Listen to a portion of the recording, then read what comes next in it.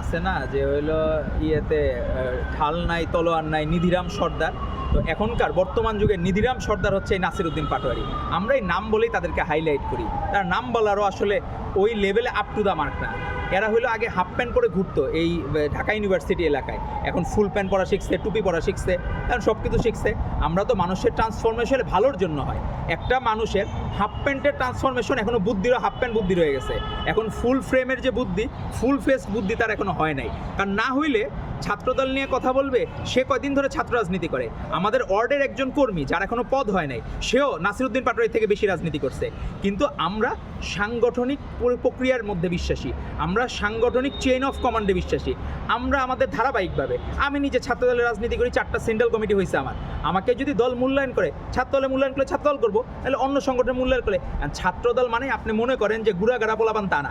আমাদের যে ছাত্রদলের নেতা, সেন্ট্রাল কমিটির যে সর্বশেষ সদস্য, তারও রাজনীতির বয়স আপনাদের থেকে বেশি, নাসিরউদ্দিন পাটোয়ারিদের থেকে বেশি। তো সেই জায়গায় আপনারা যে অযাচিত কথাবার্তা বলেন, আপনারা কি মনে করছেন ছাত্রলীগের মতো খারাপ কাজ ছাত্রদল করে, যে ছাত্রলীগে যা খুশি তাই বলবেন?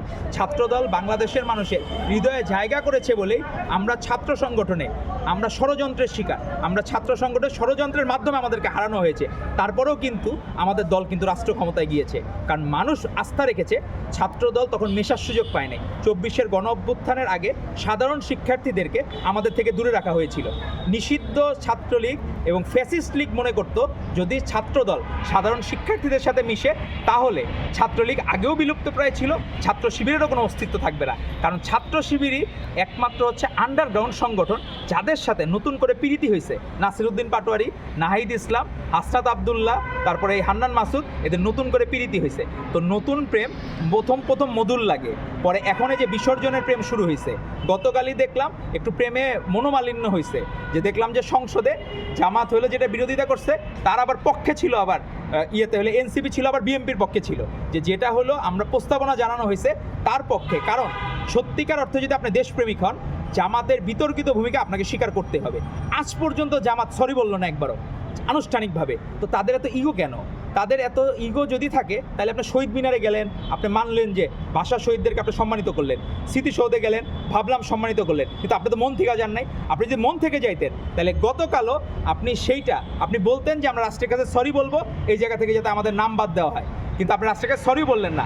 সরি বলার পরেও বাংলাদেশের মানুষ ক্ষমা করবে কিনা এটা তাদের বিষয়। যেমন আপনার রায় দিয়েছে গণভোটের জন্য, আমাদের প্রধানমন্ত্রী জনাব তারেক রহমান বলেছিলেন হা ভোট দেওয়ার জন্য, এই জন্য হা জয়যুক্ত হয়েছে। এখন জুলাই সনদে অনেকের আছে ছোট দল, নাম সর্বস্ব দল, একজনের দল। আমরা দেখলাম রাশেদ প্রধান নামে এক ব্যক্তি আছে, সে কথা বলে, আমার কাছে মনে হইতেছে মমতাজরা ফেরত আসছে, আমার কাছে তো মনে হচ্ছে, আমাদের কাছে মনে হচ্ছে যে হিরো আলমরা ফেরত আসতেছে। তো যুগে যুগের এই হিরো আলমদের শূন্যস্থান পূরণের জন্যই এই নাসিরউদ্দিন পাটোয়ারি, তারপরে হচ্ছে নাসিরউদ্দিন পাটোয়ারিদের মতো মানুষের জন্ম হয়, হান্নান মাসুদদের মতো জন্ম হয়, এরা পূরণ করে দেয়। মমতাজ, হিরো আলম, সাকিব আল হাসান, এদের শূন্যস্থানগুলো ফিল আপ করার দায়িত্ব নিছে এরা। কারণ এরা সবসময় নিজেরা জানে এরা কোনো কিছু কাজ করে জনগণের সমর্থন আদায় করতে পারবে না। আজকে ঢাকা 8 আসনে সে ধরলাম, সে একটা যৌক্তিক কথা বলছে যে এই জায়গায় ঢাকা 8 আসনে মানুষের কষ্ট কী, মানুষের কোন জায়গায় দুর্দশা। এই জায়গায় যে শাহবাগে একটা কোনো জায়গায় এরা যে মব করে, বিভিন্ন জায়গায় রাজু ভাস্কর্যে বিভিন্ন লোকজন যদি বসে থাকে, মানুষের সাধারণ রাস্তায় হ্যাম্পার হয়। সে তো এটা বললো না সাধারণ মানুষের কষ্ট, তা তো সাধারণ মানুষকে ধারণ করে না।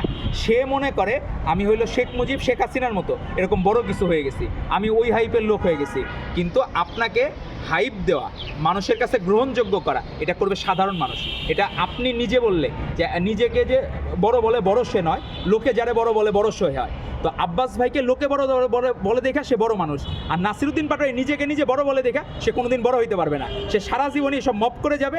এই মবের লেভেল বাড়তেছে, আর আশা করব তার যদি চিকিৎসা লাগে, আমরা এখানে চাঁদা তোলার দরকার নাই, আমরা নিজেরাই ডাক্তার, তার চিকিৎসা আমরা ফ্রি করাই দেবো, কোনো সমস্যা নেই। ধন্যবাদ আপনাদেরকে। আরেকটা বিষয়